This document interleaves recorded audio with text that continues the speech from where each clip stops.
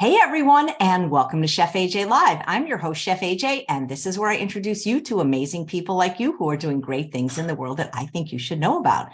Well, back by popular demand is the nutrition professor, Timmerie Hagenberger, and she is going to teach us today how we can ditch store-bought dressings for good with yummy and easy recipes. And also here to answer a few questions, please welcome her back to the show. What have you been doing the last 3 months since I've seen you? Oh my goodness, I have been busy, very, very busy. I have been doing prep togethers and meal planning parties and cooking demos and presentations and all kinds of things in the foodie bar way of life and also in my community here in Florida. I've definitely been busy. I've also been working as a senior public health nutritionist for the state of Florida with the WIC program. So I get to see moms and babies every day. And really, I cherish and savor that time with them because they are the gatekeepers. They are the gatekeepers of the future as far as their family's health. And so every interaction that I have, I put my heart into it, and it's making a difference. I'm opening their mind to all kinds of ideas, including ways to get more nutrients, but also to save money. And salad dressings are certainly a place where we can do both. It's, people say, oh, salads, they're so boring. Or my college students would picture a salad in their mind was ranch with a little bit of lettuce instead of all the wonderful vegetables that they could have with a drizzle of some kind of dressing. Nobody ever thinks about dressings that actually would make you healthier, would promote health, but we can do that. And that's what I wanted to do today. Great. I can't wait. Speaking of Florida, I don't know if everyone knows you moved from California, and Dixie was wondering why you moved because she so misses the presentation you used to give at the Sacramento area. Yes, Dixie, hi, how are you? I do miss everyone. This was a family decision. We had kids still in school, and there were some opportunities here for them that made us move. And we also wanted to show the kids that you can do hard things. And we were very comfortable where we were. I spent my whole life in California, except for small stints in college, living a few other places. But it was time for us to shake things up. And my husband wanted someplace where it was warm. It's definitely warm here. Last night, there were thunder showers and it was 85 degrees. So we just remind ourselves we're in a tropical place. And thanks to Zoom and this technology, we get to be right in each other's kitchens and together, no matter how far apart geographically we are. But I do miss my Sacramento veggies. My heart is in many places, and it's still beating for everybody in Sacramento in that greater area. Thank you. I left and Chef AJ moved up. Yeah, I know, we switched. Definitely. Now, with dressings, I did a dressing with Chef AJ many moons ago. This is my 6th time with Chef AJ, and I am honored. And one of the first times I did a dip, a dressing, and a dessert. And I did a mango dressing, and it was fantastic. It is still a go-to dressing for me, but I like to change things up a little bit. And I have a few ulterior motives with this one. They're for the positive. But the first one, I went to Cal Poly San Luis Obispo for my undergrad education. And there was a little pizza place that was called Upper Crust. And they had the best raspberry salad. And at the time, I was not plant-based. So I always have loved vegetables and fruits. But now I thought, how am I going to I would love to recreate a dressing that would be very similar to what they had. And I looked up online to see if they were still open. They got a little bigger. And then in 2020, after 31 years, they retired. So you can no longer go to Upper Crust in San Luis Obispo, but now you'll be able to enjoy the raspberry dressing. And I call it ruby dressing. And it is my take on this sweet dressing that they served with local greens and some apple. So I have some green apple, and I'm going to give you some other ideas about what to do with it.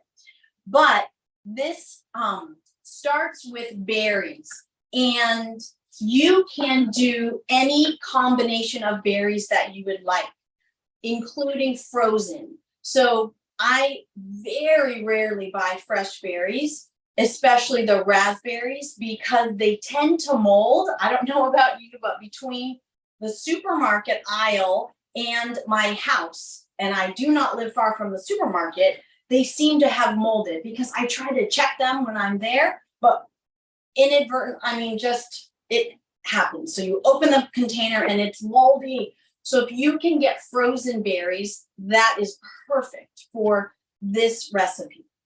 I have some fresh because I wanted to do some garnishing as well. And I just rinsed them right before we came on.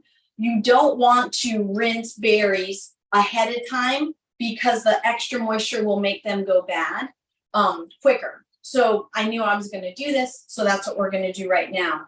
And then strawberries and berries are high on the list of pesticide residue. So if you can get them organic, that would be great. A little pet peeve that I have when people use strawberries is that they just chop the top right off and they lose a lot of the berry. And I was raised with very active grandparents in my life. And I'm going to talk about them a little bit more as we go along today. But they taught me not to waste. And so everybody in the Foodie Bar way of life knows that I do not like to waste. I am the super scraper. That's my little superhero name, because I don't want to leave anything in the blender jar or in a jar. I use my scrapers, but I also am very aware about throwing any good food away.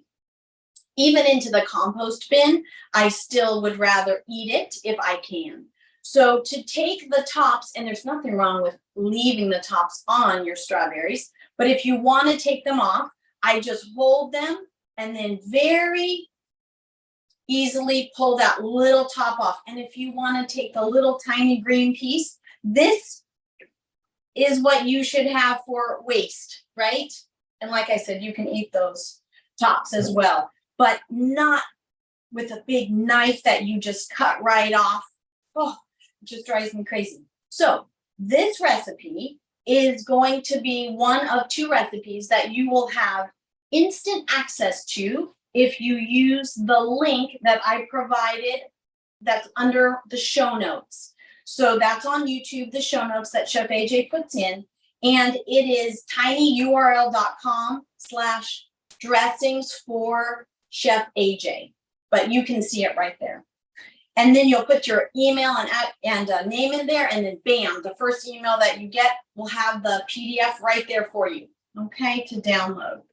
So you don't have to worry about taking notes. So this recipe calls for half a cup of each type of berry. So, and it doesn't have to be exactly, that's the beauty of cooking the way I like to teach my members, my students, is let's have fun with this. Let's not make this stressful. So this is more than half a cup, but we're just gonna round up. Okay, so we're putting berries in there, and you can easily double this recipe. So strawberries are in, and I roughly measure these raspberries. So they're a heaping half cup as well. You can use blackberries, you can use boysenberries, you can use mulberries, you can, whatever you have. Speaking of mulberries, we have some mulberries in the backyard that we're growing.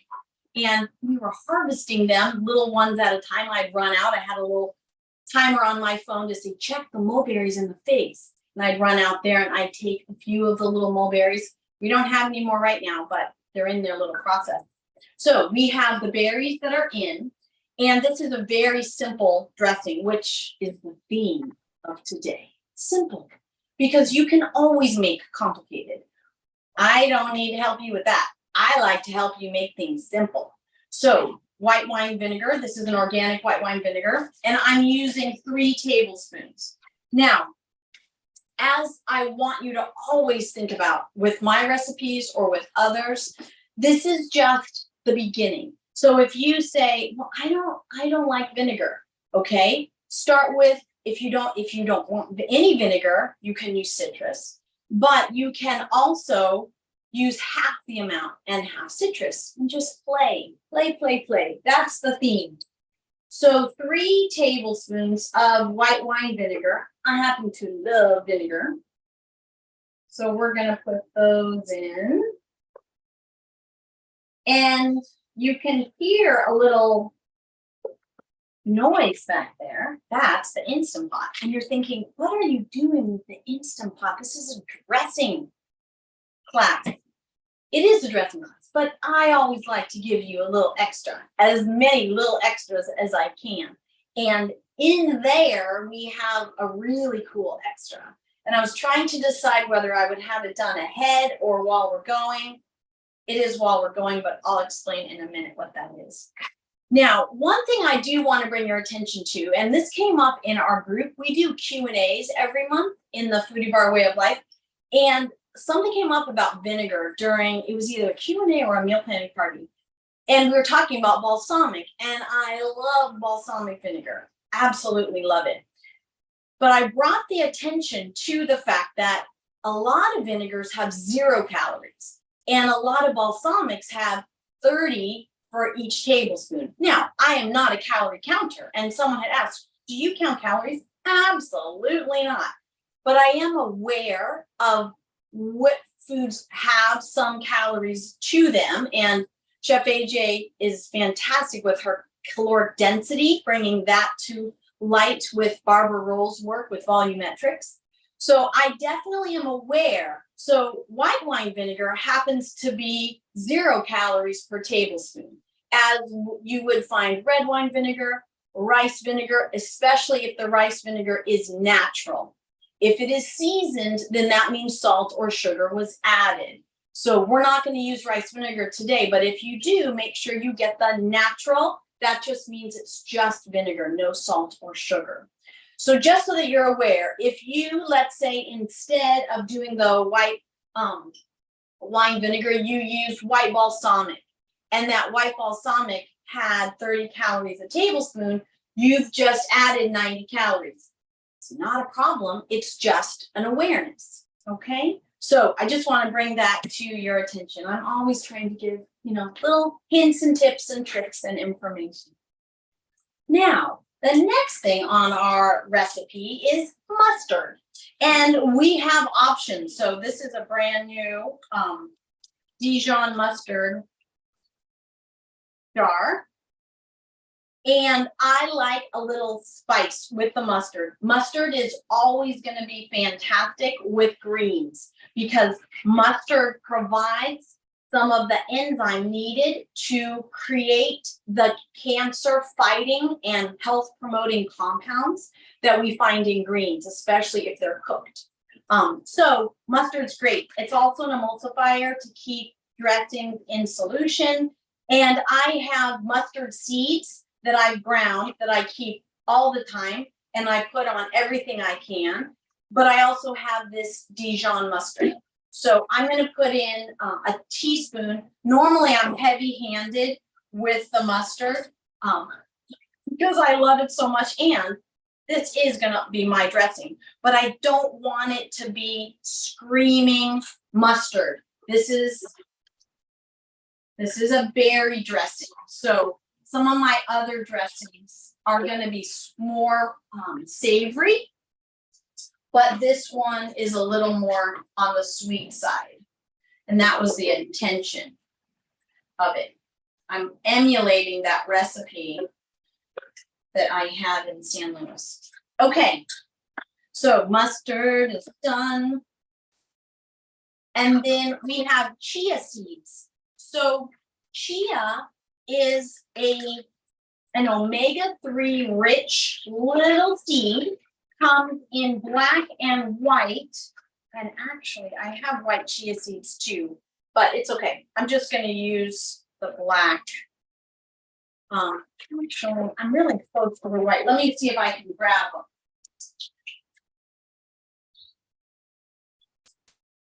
Well, that was quick. Okay, so I'm gonna use the white ones, but it doesn't really matter. You can use either. There's not a nutritional difference between them. It's just an aesthetic. So chia seeds are a source of omega-3 fatty acids, which are excellent for our body. Now, they happen to need to be ground as well, just like flax seeds, for you to get all of the nutrients that they have to offer. So I am going to add them to the blender. Obviously, they will grind 2 teaspoons, and you can add as much as you'd like. Know that if you want to thicken a dressing that's gotten too thin, now if it's gotten way too thin, it may be hard to come back with chia seeds, but chia seeds will thicken without adding flavor, which is what we want in this scenario. And then I have some dates that I soaked. So I actually have 2, you can do 2 different things. So I have 2 Deglet Nor dates. I know that these are going to be sweet, so I am going to put in 2. If you're using medjool, that would be 1 medjool date, the larger dates. If you're using the Deglet Nor, you could use 2 or 4 if you want to add a little bit more. Same thing, 1 medjool or 2. I always check every single date because I buy them without the pits, but there's always a stray pit. And sometimes there's a little black mold in some of them. And rarely do I find them now, but every once in a while. That's why you always have to check every one. So I typically, when I get home with them, I go through all of them and I transfer them to a container that I can put then in my bottom of my produce drawer in the refrigerator. And then they'll keep almost indefinitely, or you can freeze them. But I do that. I make sure I check the pits before. That way I don't have to worry about it when I'm in the middle of a recipe. Because if you leave a pit in there, it definitely will ruin your dressing and it might ruin your blender, especially if you don't have a high power blender. Okay, so I have these cutie little Deglet Nor dates. And then I have the soaking water. So it's it's exactly 1/4 cup because I measured it ahead of time. You can use that, or you could take a little mandarin orange or a cutie, use a little of the zest, and then peel it, and then put the whole cutie in there. And that could be the liquid that you use. So like I said, there's a lot of different variations. Since I have this, I'm just going to do this right here. But I wanted to make sure you knew about that little cutie as an option. And then black pepper or white pepper. Now, white pepper is very strong, and I would consider it hot. There definitely is no way back from adding too much white pepper. It's excellent in certain things, certain recipes, but you just have to proceed with caution. You would never, and this doesn't even have very big holes, but you would never just use this over a recipe. I always go into the cap first. I know this seems a little involved, but a little too cautious, but I have added too much before and it ruined the recipe. So I truly want a pinch, and that's what I'm gonna add. There's a little more in there, but just so that you think about that when you're using white pepper, because it's interesting. I take it for granted sometimes about when I'm making recipes and what I do or what I don't do, but someone could easily, if they added too much of that white pepper and then tasted it, they would say, oh, forget this, I'm not doing this anymore. So I don't want you to hit those roadblocks. And that's why I love to be able to meet with my people. At least we You have some kind of connection every week. Okay, so this is it. So we have berries, we have vinegar, we have Dijon mustard, we have chia seeds, and we have dates and the water and a little bit of pepper. So this doesn't look like dressing, but it's gonna be. So I'm gonna put this in here. And I am going to grab a jar.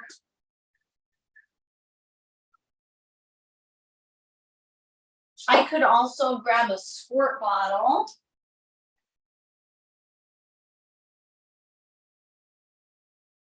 So if I'm going to be serving the dressing, I like to have it in a squirt bottle, but long term, I like to keep things in glass. Okay, so here we go.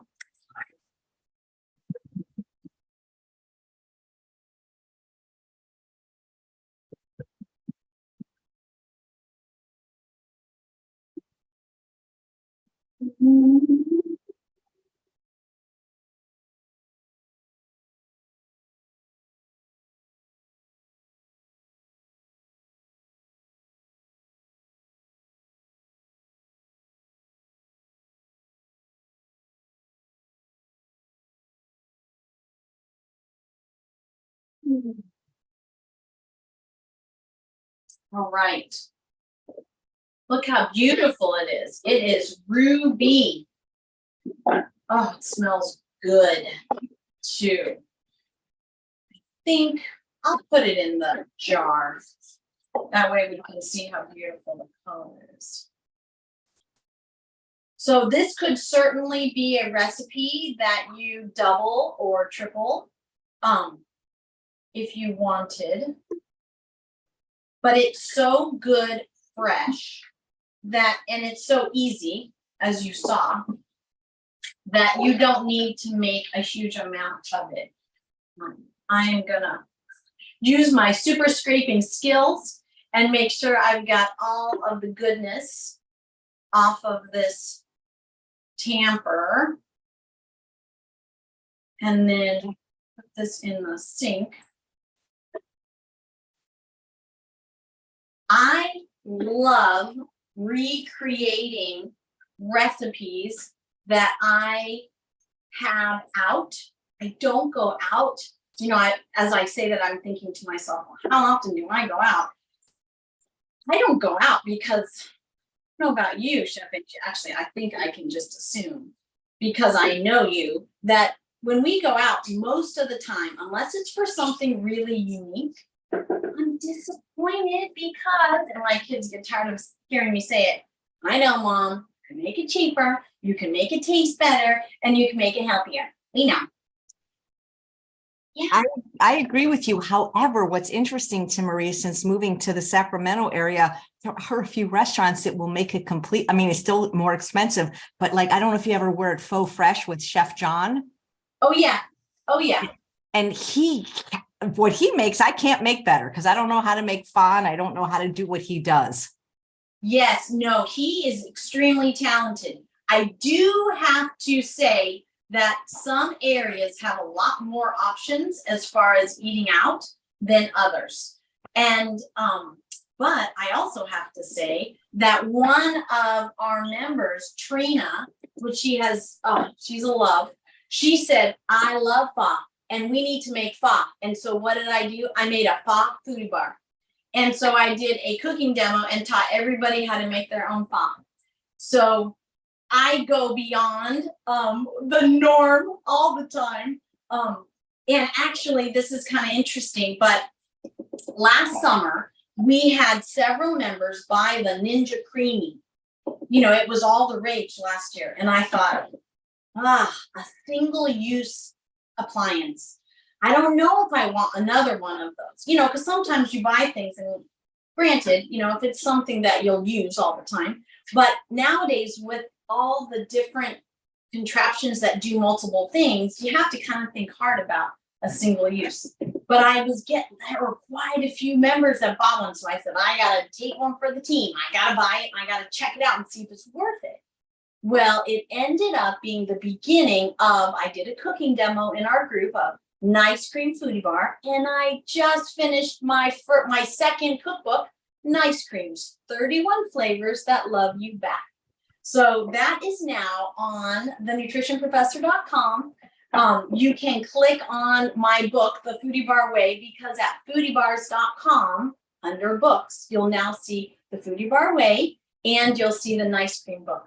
So it's in ebook right now. I'm looking into direct to print and all those kinds of things, but I wanted people to know that there are 31 flavors and they are not all banana. I wanted to make sure that I did something really top notch, and that's what I did. Kimberly, Trish wants to know if the recipes in the new ice cream book, can they be used in the machine called the Ninja Creamy? Yes, that is actually what I designed it for. So when I got that Ninja Creamy, I knew some of my members would have it and some would not. So as normal for me, I try to think of all the options. So I give you instructions if you have a blender only, if you have a blender and a food processor, or if you have the cream, the Ninja Creamy. So they were written in that spirit, but I have alternative procedures for people wherever they are. Nice. Thank you for the question. And the link to that book is in the show notes as well. Yes. So it's foodiebars.com, and it's FOODIE for my Foodie Bar Way. But the nutritionprofessor.com is where you find everything. That's where you find links to, that's my, hub. So I'm just rinsing the blender because we're going to use it again for what I have in the Instant Pot. And that is a surprise right now. Okay, so this is the beautiful berry dressing. Look how gorgeous, and look how beautiful. Now I know that the upper crust dressing had oil in it, because they all do, unless you specifically, I'm still getting I did a dressing demo, different dressings at Earth Day in Orlando last weekend. And I'm still getting really? You make dressings without oil? Really?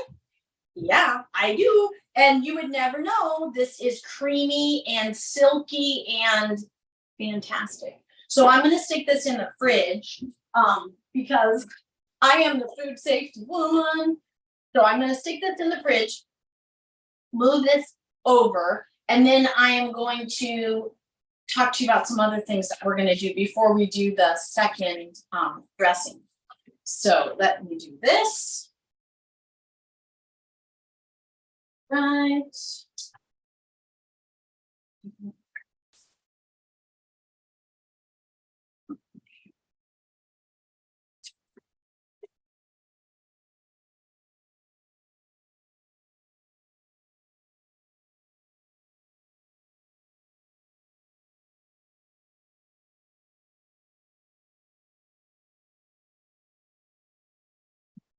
Want to answer another question while you're over there? Yes. Thank you. This is from sent in by Jean. And she says, this is for the nutrition professor, to Marie Hagenberger.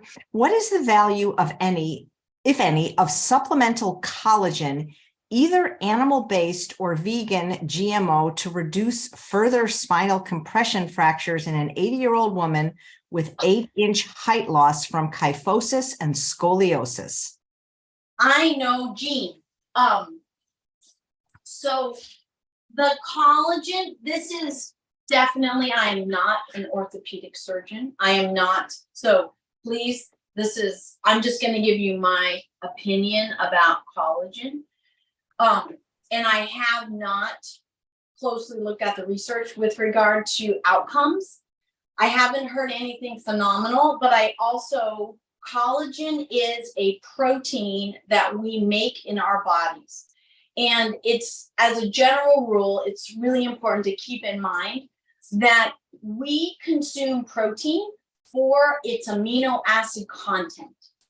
because we make our own body proteins. So we don't take garbanzo bean protein and then turn it into biceps. We have to take the protein that we find in garbanzo beans and break it up. I have an induction, just as a little side note, I got an induction cooktop because I had my beautiful induction cooktop in California. And right now this is just kind of interim. So I got the lowest price for that I could find for an induction cooktop and a convection oven. And so it's just great. It's so fast. So I just turned it on when I went to the refrigerator, and now it's already, I can hear it's almost boiling already. I'm going to do some steaming in here. So that's what brought my attention away from your question. But I want to make sure, yeah, we're in steam mode already. So I'm actually going to turn it off because I'm not ready, because I want to answer your question. So we take in the protein, whatever form, for its amino acid content. And then we have enzymes in our body. We have many enzymes in the small intestine that break the bonds between the amino acids so that we can absorb those individual amino acids. And we can then create our own body proteins, including our own collagen, which is in bone, and it is in connective tissue, ligaments, tendons, fingernails, skin, blood vessels, all over. And we actually need vitamin C in order to create collagen. So I don't really follow the idea that if we eat collagen, our collagen will be stronger. We need to eat a variety of amino acids, and those come from plants, right? We can get all the amino acids we need from plants. In fact, animals get their amino acids from plants. They do not create them from nitrogen, carbon, hydrogen, and oxygen. They eat the grass. They eat the corn. They eat, right, whatever they're being fed. And so we can do the same thing. And then we have this amino acid pool with which to do all kinds of things with. I would also question the source of the collagen. Obviously, if it was not vegan, it could be a lot of the bone is where contaminants from the environment are housed. So when we talk about bone broth or all of these things, that releases a lot of those toxins. So we really don't want to go there. So I would, again, that she has very specific things that she's working through. But as a general rule, I don't see a place for collagen supplementation in my life or my clients. Okay. Now, I had some something steaming. So the reason why I have that, and I'm going to put this back on 8, is because I want to talk to you about the benefit of eating cooked and raw food in salad. So I'm going to take some broccoli and steam it. So some people will say, oh, you know, these broccoli is not my favorite, or I don't like it raw, or, you know, like they have all these little ideas about it. So one thing you can do that makes broccoli amazing is to just chop it nice and small. So you can chop it raw in a salad. Fantastic. And that's a completely different experience. If you've never done that, chop your broccoli very small. You could use food processor for it, almost like you're ricing it, but you don't have to get it that small. Or you can just steam it. So and just lightly steam it. So I'm going to use those stems, of course. I use everything, but I am going to put these little pieces of broccoli into that steamer. And I'm just going to steam it for a few minutes. And if you have not been adding some cooked veg to your salads, I think you've been missing out, because a lot of these nutrients actually are more bioavailable once they're a little cooked. Okay, so we'll do a very quick timer. Let's do a 2-minute. Check it in 2 minutes. I will just eat these. These are so good. So the stems, I showed this to you last time when we did the hummus foodie bar with Chef AJ in December. This is dining, but these are broccoli chips. Oh, they're so good. If I was not working with you right now, I'd be eating them. Okay, so I'm gonna put those back. So another vegetable, actually, you know what I want to do too is I want to have an ice bath. I'm gonna put some ice in here.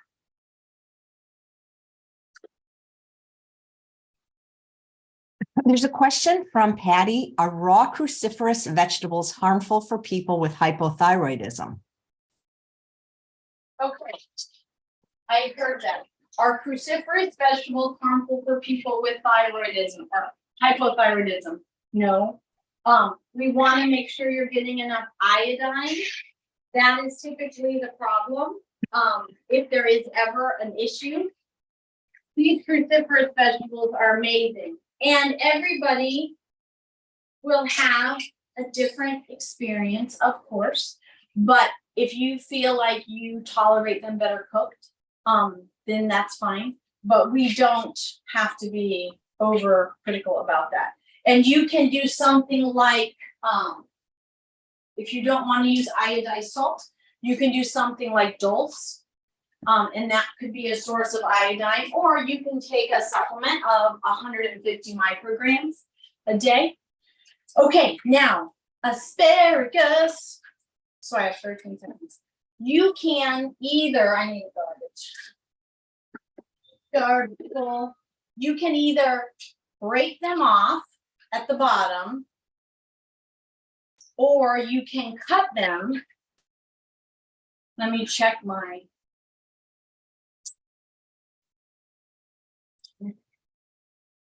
Good.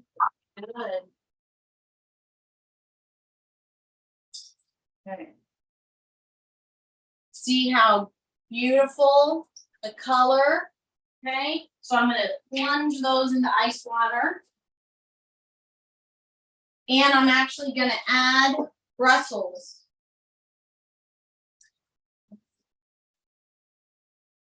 I'm going to turn it off. I'm not going to let the oven or the stove dictate my time. So this is something that I want to make sure that we think about is if you get anxious in the kitchen because too many things are going on at once, slow it down. Turn off the stove. If you feel like this is burning and, you know, especially if you're not used to cooking without oil, and so you feel like the onions are burning, don't try to do too many things at once. Turn that burner off, hold the pan over, right? We can always use the lid for some moisture, but in general, don't just take a deep breath, okay? And what you hear now is my kettle. So I like to have a water kettle on the side going so I have hot water when I need it. Okay, so these asparagus, they're not going to fit whole, but I don't necessarily, I want to keep at least a few longer. So I'll just do them like this. So I'm going to stick this in here, turn this back on, maybe to 8, and then do another 2 minutes. Pull these babies out. Just want them in there for a second. No broccolis. And I probably should have just done it in a colander. That way I could have lifted them right out. That would have been good. But these are great. You can see how beautiful. We like that green.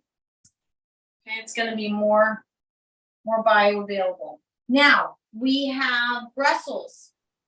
Now, Brussels might be one of those vegetables that you're a little scared of, especially if, as you were growing up, they were overcooked and mushy and so, or you couldn't even fathom eating them raw. I love them raw. They're little cabbages, but we can also ease in, and I like them in different ways depending on the situation. So I'm gonna steam them, and I'm just quartering them. So a little tiny piece off the bottom, and then I'm paying attention to how I am cutting them so that they stay together rather than just chop them across. I'm always gonna have a few leaves that have fallen off, and that's okay. It's my garbage. Compost on the side. So now these babies will be ready to steam next. And then lastly, what we're gonna steam is what's gonna change the water color, and that's purple cabbage. And I'm just gonna cut through once. And then I'm gonna steam it like this, and then we can cut it after if we choose. Okay. Now I have the 2-minute, let's look. Ooh, those are good. Okay. You definitely don't want to overcook asparagus. It will be stringy, not fun. So, Brussels.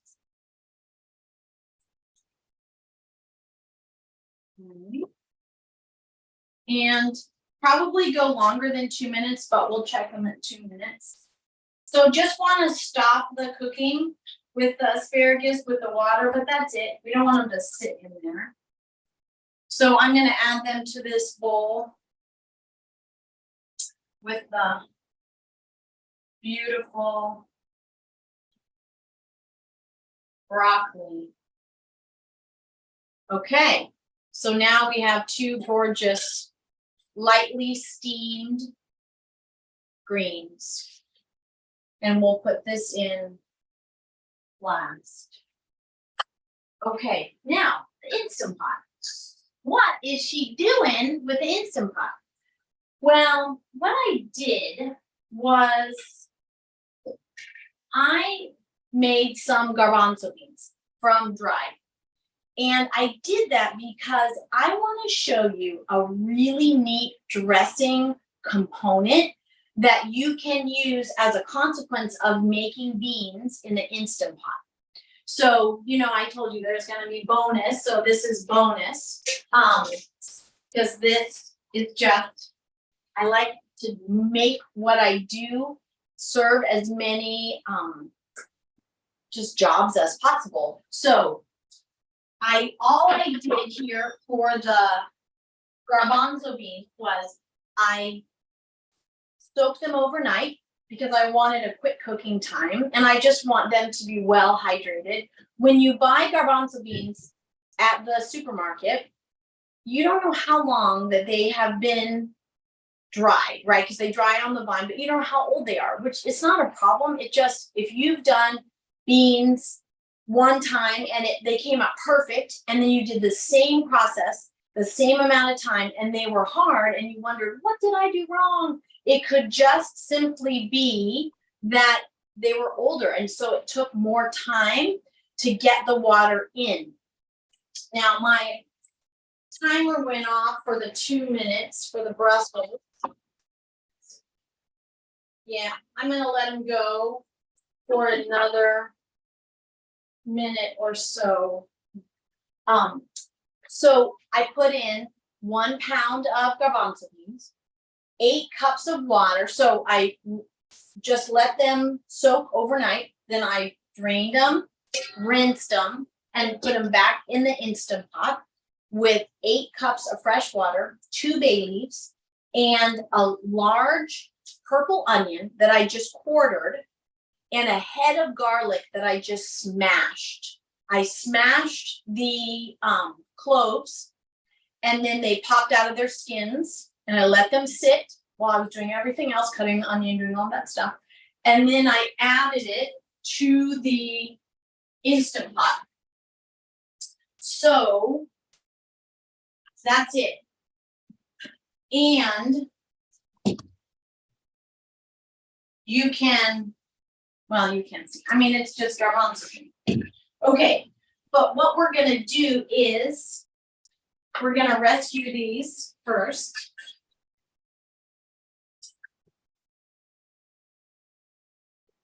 I wanna stick these in cold water. And then I wanna get the cabbage in as my last. Now, I love raw red cabbage. Love it, love it, love it, love it. Everybody who knows me knows how much I use it. But it's also fun to use steamed, okay? Now, I am getting a little low on my water in here.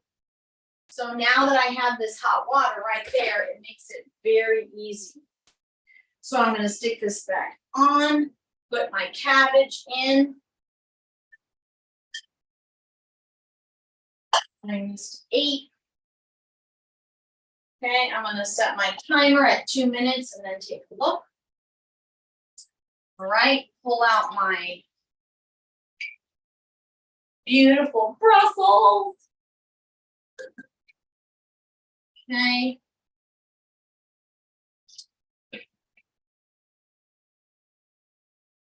Look at the color.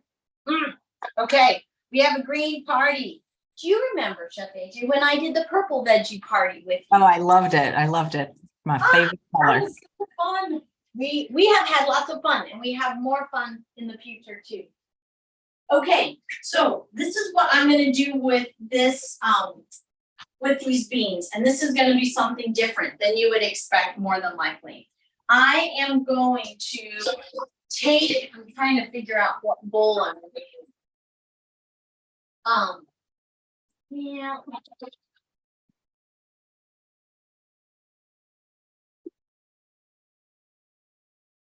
Sorry. Okay, so what I'm gonna do is use a slotted spoon, and I'm going to take out the onion. And when I said quartered, I mean quarter. Like I just literally cut it in 4 pieces and put it in there. So if you're thinking, I hate cutting onions, this is great because you don't really have to cut them. So I'm putting my onion in a separate bowl here. And I'm gonna be taking out, I'm trying to not get the garbanzo beans in here.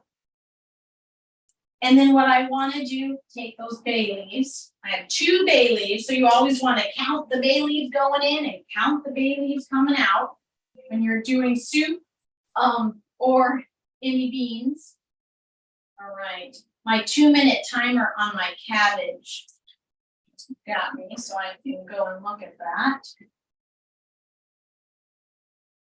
Cabbage is so sweet when you cook it. Right. I think I'm gonna go 2 more minutes. Now, I also want to grab all of the garlic cloves. So I left them whole. I just smashed them because I wanted to break the cell walls. But I'm just trying to keep them separate from the garbanzo beans themselves. Because I am going to do something with this beautiful garlic and onion. So I'm just going to try to grab these cloves. And I'm going to use garlic in several different ways here in this second recipe. Okay, so it's okay if you don't get every garlic clove, but just to try to grab them if you can. Okay, now very important. I want to grab this first because I'm going to use the strainer.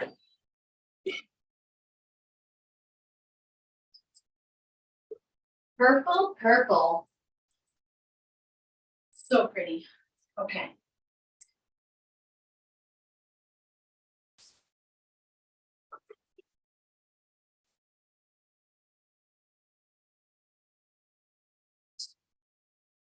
This purple cabbage.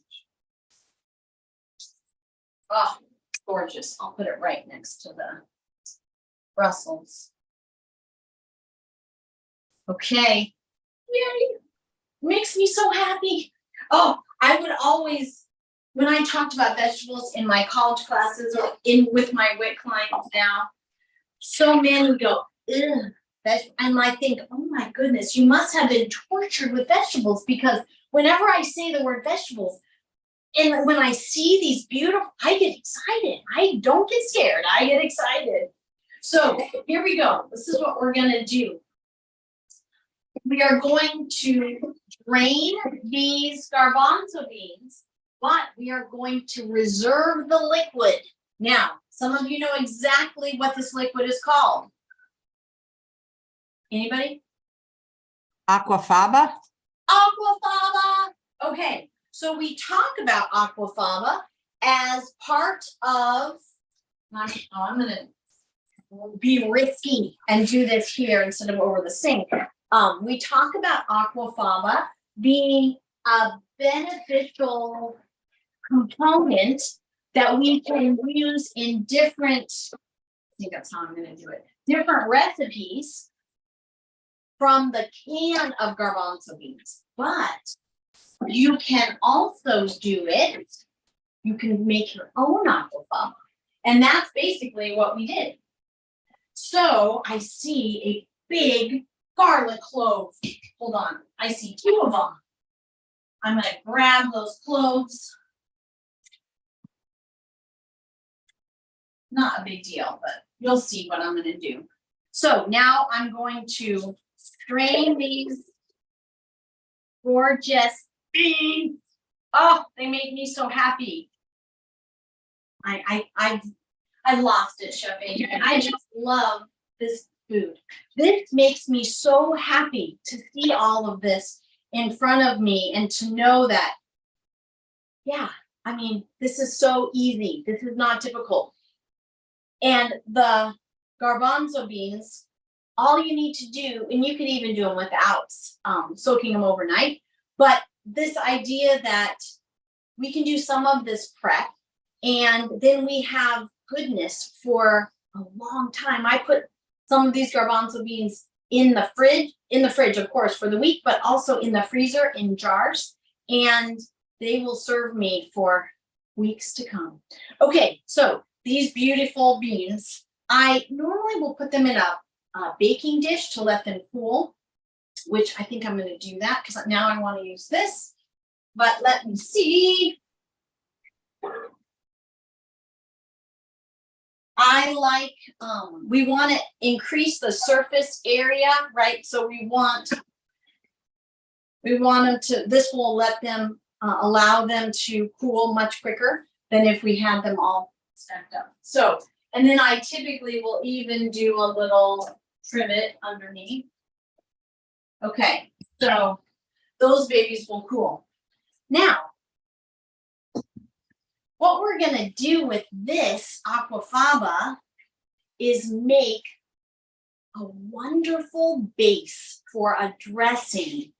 Now you have, you know how sometimes when there, well, a lot of dressings, and my Nonna's Italian dressing, which is what I'm going to share now, always used oil. And so we can definitely get around using oil in a variety of ways. And often there will be broth that is called for in its place. However, sometimes you want a little more viscosity and you just want thickness. And so you can use the chia seeds and, you know, other things, but this is really fun. So I invented this because of just, I had these things and I don't like to throw things away. So I'm going to take out the bay leaves. Those are garbage and, or actually compost.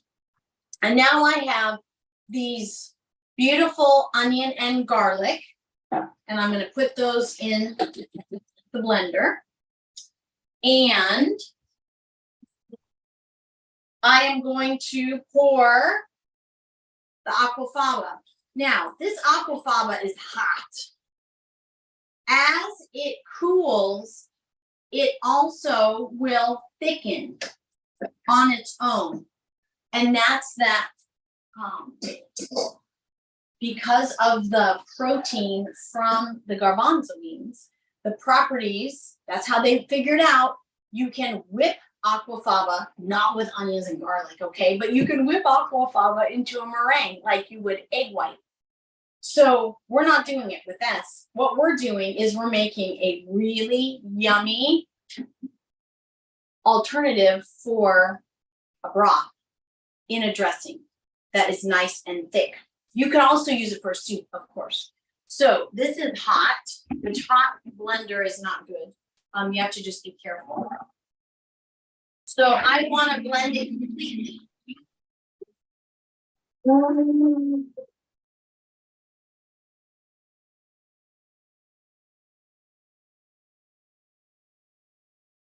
And that's it. Now it's gonna look all foamy and weird, but don't worry. I will take this and now aquafaba is amazing. It is just amazing. So now I am just going to pour it, and the foam will subside as time goes on here. But I'm going to pour it into these two. Oh, it smells so good because it smells like garlic and onion. And what I need for this dressing is 1/4 of a cup. So I only need 1/4 of a cup back in here. So I'm gonna go ahead and just take the rest of this and then pour it back in. Okay, so if you wait, normally we're not making hot dressing, right? Actually, I don't want to use the blender. That's right. This is going to be a shaken dressing. So I'm good. I'm just going to rinse out the blender real quick here.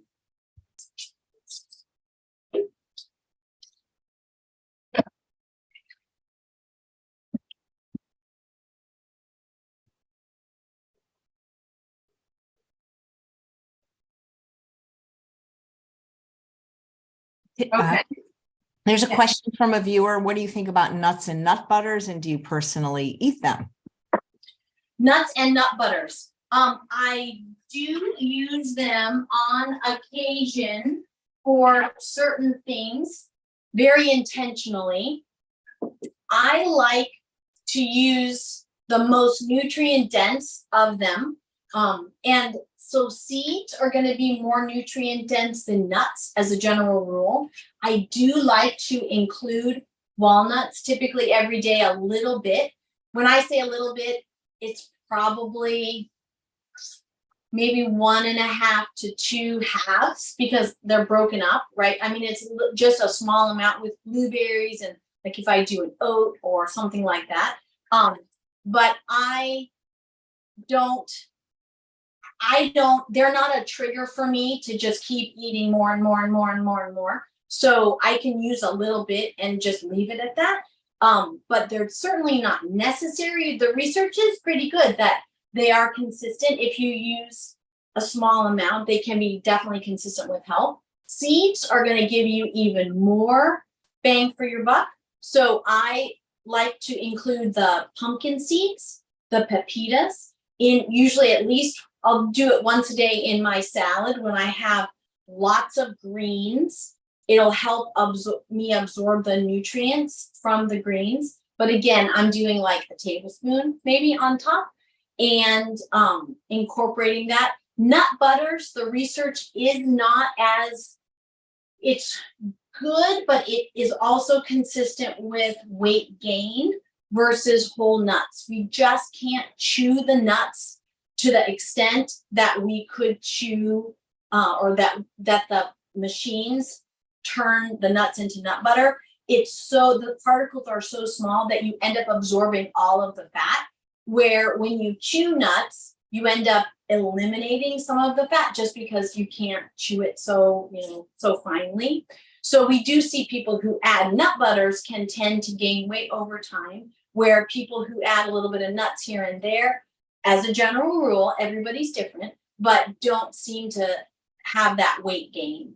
So when I use them intentionally, and I will always include other foods with them. So in my cookbook, The Foodie Bar Way, I have a bee nutty spread that is for the morning. It incorporates peanut butter, but it is not straight peanut butter, because I just feel like we can get more, reducing the caloric content, the volume. We want more volume with fewer calories, like calorie density that we talked about. Nut butters have a caloric density of like 2,600 per pound. So not as much as oil, which has 4,000, but beans are going to have more of like the 600. And so 2,600 versus 600, you can see how a couple tablespoons in, you're now into 200, 300 calories. So I'm just intentional there. I still use them, but not, I'm not standing in the kitchen eating it off of a spoon. All right. So what I was saying before was this idea of making a dressing. So normally I would let this cool, and I would actually probably let it cool in a Pyrex, in a large shallow container, because this is going to take longer to cool. But I'll let it cool, and then I would make the dressing, because I would keep it in the fridge. You can keep that in the fridge for a few days, or you can freeze it. You can freeze it in ice cube trays. You can freeze it in little containers. The soup blocks, right? Those soup blocks, the silicone molds, super cubes. So any of those will work.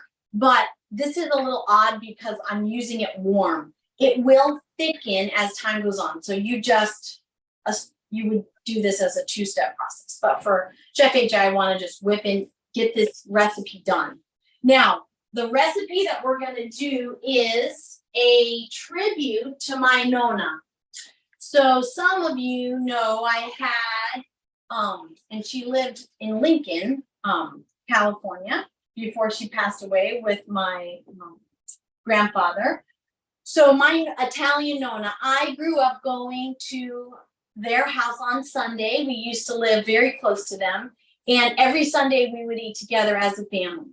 And Nonna would always make salad, and she would always make the same dressing. And her dressing would be red wine vinegar, usually like a quarter of a cup, she just had a little, like a little crucible. I'm going to use a canning jar, but she had a jar, and she would put in basically a quarter vinegar, 3/4 oil. She would press garlic into it, add Italian seasoning, salt and pepper, shake it up. And that was it. And we had always red leaf lettuce, and red leaf lettuce is going to have more nutrients than green leaf, from color, right?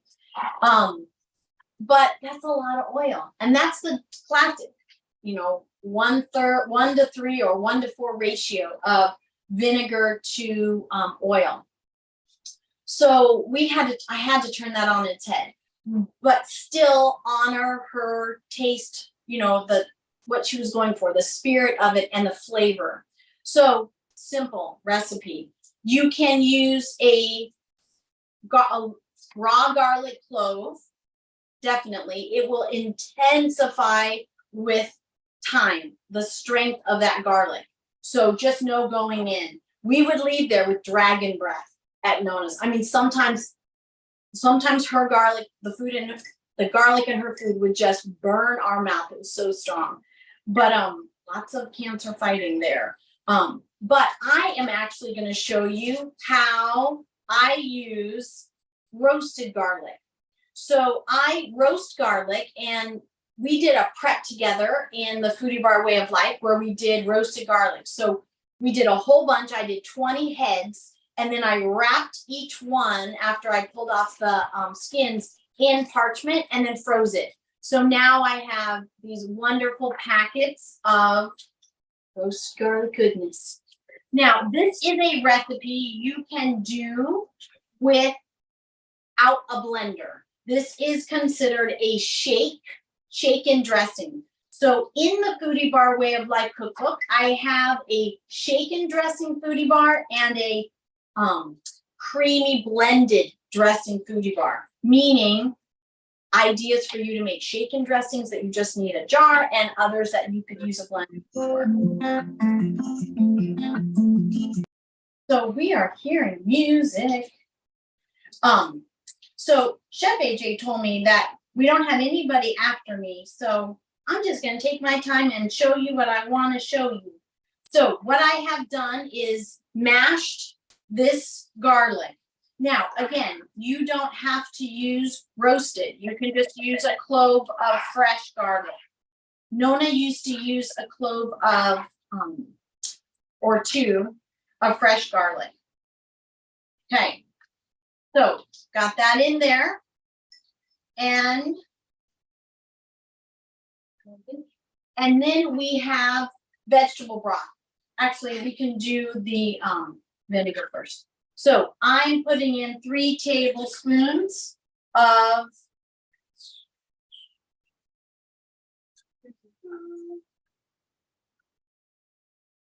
yay. This is a 1.5 tablespoon little measure. I love it. Okay, 1, 2. Now, if I was using raw garlic, I would let it sit after I pressed it for like 20 minutes before I added the vinegar, because we want the enzymatic reaction to take place. We don't want to stop it with the acid from the vinegar. But I already roasted that garlic and I already tossed it with some fresh before I froze it, just a little bit of fresh garlic. And that's one of my little tricks. Okay, but we go through all this stuff in our prep together, and we have so much fun in our cooking demos in our community. Okay, now I need a tablespoon of Italian seasoning, and this is my homemade Italian seasoning from the Foodie Bar Way. So 1 tablespoon is the same as 3 teaspoons, and you may say that's a lot, but it's very good for your body. You can use less if you choose. Okay, so I'm making that happen. Now, mustard. So I'm going to use the mustard seeds. Timmery, when you get a chance, there was a couple of questions on if you can freeze beans in a Ziploc bag, and if you add any liquid to the jars when you freeze the garbanzos. Yes, good question. Thank you. So in the past I haven't, but the last go round that I did my garbanzo beans, as they were cooling, and if you've done this before, they get kind of dry. So I left some of the aquafaba just in the bottom of the casserole dish. And then I decided, because I didn't make this, but I decided to fill the jars with the aquafaba and the beans. And you just fill it to the beginning of the threads. That way, when you freeze it, there's space. So yes, that would be best practice. I think, to be able to freeze them with the liquid, you're going to have much less chance of freezer burn. Did I answer all of that? Was there another piece? Yep. And if you can freeze it in Ziploc bags. Yes, you can in Ziploc too. Okay, so I'm going to put a little bit of pepper. Now, my little brain goes, oh, okay, pepper. And so I want turmeric in here. Yeah, you could do that too. Nonna did not. So I'm not going to do this for this specific recipe, but yes, you can. This is the beauty of doing your own thing. Okay, so the only thing left, I have 2 little additions that we can play with, but is the aquafaba. So I want 1/4 cup And so I'm going to use, so this would be the same as 4 tablespoons of broth, but we're going to use the aquafaba. See, it goes down, the powder, or not the powder, the foam, very foamy. Okay. Now, this is how her dressing, this would be it. This would be her dressing. Okay, this is Nonna's dressing. Now, what can you add? A little lemon. I love Meyer lemons. And so I'm going to do a little bit, I've washed this, I'm going to do a little bit of zest. And you can do a little celery seed. That is very nice. So this is supposed to be just a tablespoon of juice. So that is plenty. I love lemon. So again, this is where it's way fun because you get to decide how you want this dressing to be. Okay. So,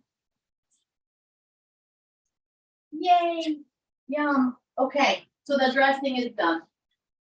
So we have 2 dressings that we made.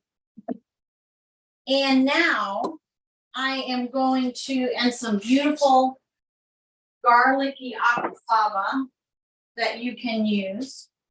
Now I am going to show you a few things to assemble for the salad.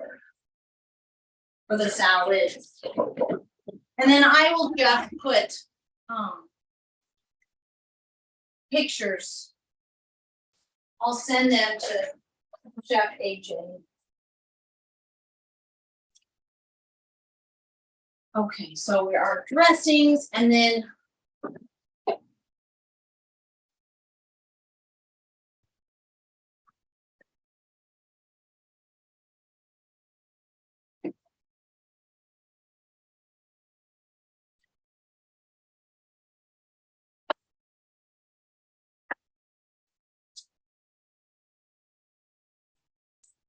now I want to show you a vegetable, and I on purpose did not do anything with it earlier because I want to show it to you.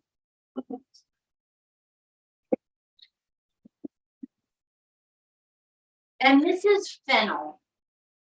So fennel, this is so Nonna, my Nonna. I think of this vegetable. I can't think of it without thinking of her. Finocchio is what we used to call it. And I did show that you could use it as a dipper when we did the December dips and dippers. But I also want to show you here. I'm gonna just rinse it here, and then I'm gonna slice it because I am going to use the tops. I love to grill the bottom, the bowl. Oh my goodness, it just turns into candy. Yeah, it kind of tastes like, do you remember Good and Plenty, the candy? That's what it reminds me of. Yes, I know. So this is, so it looks like celery, right? And so the fronds, so this looks like celery. And instead of celery in the salad, I am going to do the finocchio, the fennel. So this is an ode to my Nonna. This is such a wonderful vegetable. It has a licoricey flavor, and it's full of water, and it just sings flavor. Now, Nonna's salads were very simple. She had the red leaf lettuce that I mentioned to you. She had some thinly sliced purple onion. She would put in some carrot and radish. some fennel here or celery and sometimes cucumber if she had it. So I have some of that. But something that's important with all salads, in my opinion, is to keep things small. Right? We want every bite to be a party. Okay, so this can be, so we can start a nice big salad bowl. And we can add different vegetables. So without going through, this whole process, I want to give you a few more tips so that when you make your own salads, you think about them. Oh, and she would use scallions. These are kidney beans. I always think of her when I think of kidney beans as well. This dressing, very nice and garlicky. So when I'll go ahead and put this fennel in here. When you use carrots, we were talking about raw versus cooked. Carrots are one of those vegetables that you actually absorb more of the vitamin A and the nutrients when they are cooked or when you cut the cell wall. So what I would recommend for carrots then is grating them. That way, or you can steam them. That way you get a lot of those cell walls broken down and you'll absorb more of the nutrients. So I will do that. Radishes, I'll just slice. There's nothing really special about preparing those. They're great color-wise, and there's all kinds of different radishes that you can purchase or grow. So again, small pieces if you want to ease in to some of these vegetables. You don't have to worry about having a big chunk. You don't want a big chunk of any of them. So we've got the radishes. I will do some purple onion after we're done. And I'll take a picture of our salad. Scallions, we want to make sure that you clean them all the way into each of the top pieces. And you always want to make sure that you use the white and the green parts. Okay, so sometimes recipes call for one or the other, but we like to eat all of it. And keeping a little garbage bowl when I should have. Okay, so these I will just slice. I like to slice them all the way down because I don't want a big piece of onion. And then I'll just cut them, dice them small, and then they'll be perfect for this salad. So those will go in. My carrot, and then I have cucumber and 2 bell peppers. These sweet bell peppers are wonderful. They're excellent to have raw. You get more nutrition than if you try to cook them. So I'll add them raw. And then just to invite you to play around with some of these cooked vegetables, adding them to your salads. You will find them so satisfying and very easy to digest as well. So I will put all of this together. I'll send you some pictures. I have all the lettuces. I have all the kale. I did wash some kale. Let me grab that real quick before we end today.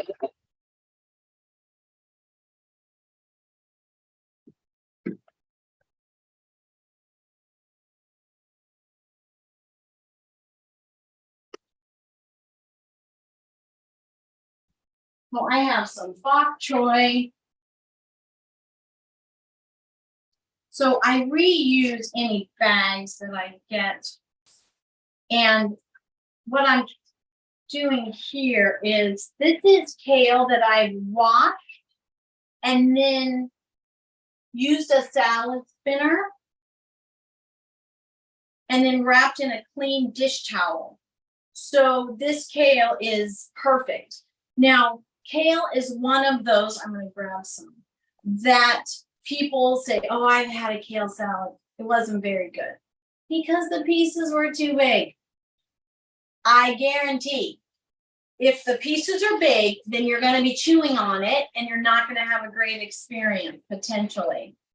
However, when you grab this kale nice and tight, and then you chop it finely or you massage it. Okay, you just break those cell walls down. You actually end up with a product that's easier, a leaf that's easier to absorb the nutrients and easier to chew, and it tends to be even less bitter. Now, I know I probably shared this with you, but your body knows what it's doing. The more of the bitter greens you eat, the more of an enzyme you create in your mouth that renders those bitter compounds less bitter and more palatable. So if you actually can go from someone who doesn't enjoy greens to someone who craves them. So give yourself a chance. But I just want to show you how you can do a combination of these things. You can massage and then chop the kale. You can do raw bok choy, very, very mild. And then you can do some cooked greens. And it can all be amazing and very enjoyable. Oh, I need a little water. I always keep water in one of these. Okay, all right. You said the future Is gone. Okay, Chef, do we have more questions? Yes, I do. I was just waiting to ask them. So one of them is about garlic. Oh, where did it go? It was about how to sing it. Hold on. Oh shoot! It just. Hold on. I'm sorry. It's my chat. It's everybody's chat. It was about how you roast garlic. So let me get that. And somebody must have come in late because they asked if you use mustard seeds or mustard. Teresa wanted to know, but you can get the recipe, guys, just by clicking the link in the show notes. You can't see show notes on Facebook, but if you go to YouTube under the video, you can see them there. Where was I buy the mustard seeds and then grind them, but you can also buy mustard powder. Yeah. Oh, it was something about roasting garlic. Hold on. Suzanne, if you're there, where's the question? So tonight we're actually, if you're watching this live on April 30th, we are doing a prep together chop and chat tonight. It's night for me. It's at 4:30 Eastern time or 1:30 Pacific time. And it's just where we get together on Zoom and we do our prep, we do our chopping, and we chat. I love it. Chop and chat. It's like Larry David used to call something a stop and chat, and you do a chop and chat. I do a chop and chat prep together. So that's inside our group. However, I'm opening it up to the public. So if you use that link to get the recipe, and then you'll be on my little list, I'll send out another email probably an hour or so before it starts, and that'll have the Zoom link. It's also in Facebook. If you go to the Nutrition Professor page, you will see the event, the Chop and Chat, and it has the link for Zoom. So you're welcome to join us. If you're watching this as a replay and it's not April 30th or it's late on April 30th, then you may miss it. But you definitely want to get on my list because I do open sometimes those up to the public.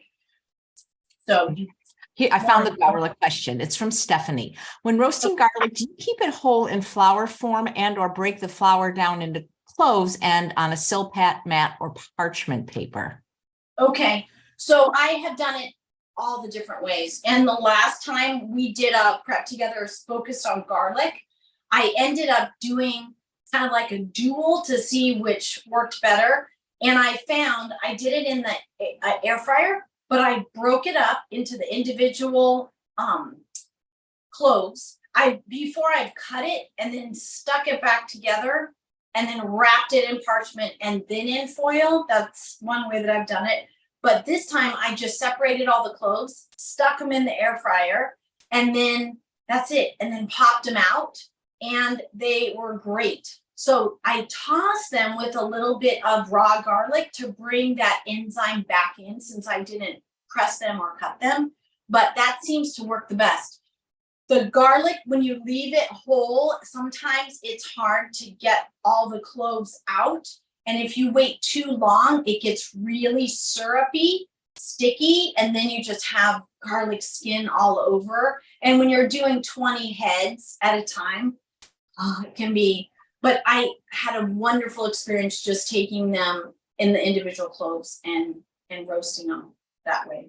Yeah, that's what I've always done. I do on mine, I do about 10 minutes at 370, and it's so easy. Yeah, it is. You just have to be, you can't let it go too long. And if it's always better to go low temperature and just watch it, because burnt garlic is not fun. Right. So. I've even frozen it after I've roasted it. Yes, that's what I had shown in the parchment. I freeze it in those little packets. So I make little Tootsie Rolls, and then I stick them in the freezer, and then I have the little Tootsie Roll, because we don't want foil to be touching. So yeah, that's it. But I don't add any oil, of course. Any other question? I think I got them all. It really helps, guys, when you put those 4 question marks before, because I can differentiate it from a comment. Last thing I want to just rave about is, look at this. This was one bunch of organic parsley, a single bunch that I bought yesterday. That is a good bargain. So I use parsley in my salad, not just as an ingredient. So I'm going to take some of this parsley. I was tickled, because normally, you look for the parsley bunch and it's like, what is this? This is not enough. But this was so beautiful. Okay, so this is going to serve me all week here, but I'm going to put it in my salad, my crazy salad mix. That'll be part of what I'm going to be doing.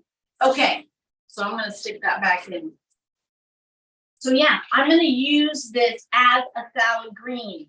Parsley is underrated. I think it's because it was first just a garnish, but no, it's wonderful. So I'm going to chop it up small with the stems and incorporate that into our salad. All right, any other questions? So we have our ruby dressing, and I'm going to pair that with asparagus, and I'm going to do mixed greens and maybe a little Napa cabbage. And then I'm going to do the Nonna salad with the kale and the fennel, the radish, scallions. I'll do some scallions with the other salad as well. Carrot, parsley, cucumber, see, all these. It'll just be delicious. And then some kidney beans on top. Last thing I know I was to say is I relate so much to my grandparents and so appreciate how willing they were to cook the way they did, to really use all of the ingredients that they had, but then be open to other ways of cooking. Before they both passed, I spent so much time in the kitchen with them after I became a dietitian, making their recipes as healthy as possible. And they were always open to it. They were always ready to make something better. And, when you know more, you can do better. And there was no disrespect about how they were doing things before, but I feel like now in the Foodie Bar way of life, I am back there. There are so many members, and we are a small, intimate group, but so many of us grew up, we know how to cook. We just don't know how to cook necessarily like this. We don't know how to make Italian dressing without the oil, right? And make it good, make it viscous, not just feel like, ugh. But we are learning together. And that's what's so fun, is that it's okay to not know how to do something. It's okay to learn. It's okay to have struggles, but we're there for each other and we're having a blast. So if you can join us for the prep together, the chop and chat this afternoon, I welcome you. And at any point, you can get to me through thenutritionprofessor.com. There's an email link, contact me, thenutritionprofessor@gmail. I'm happy to help. And I have my Foodie Bar way of life, and I have my new Nice Green cookbook. But these serve me every week. I cook from them. And so it's just a blast. And Chef AJ, thank you so much. I'm already thinking about what I can do next time. Thank you, Timmerie. This was great. And I'm sorry if you talked to me and you didn't hear me, because I was actually got off for just a moment. No worries. No, I didn't. Your timing was. Okay, good. Thank you so much. This was wonderful. And guys, don't forget to get the recipe. She provided a link and you just have to click it and she'll email them to you. Absolutely. Take care, Chef AJ, and take care, everybody. Thank you for your time. Thank you, Timmerie, and thanks all of you for watching another episode of Chef AJ Live. Please come back at 10 a.m. Pacific time tomorrow for McDougall Monday with Dr. John and Mary McDougall, and they're going to be discussing kidney health. Take care.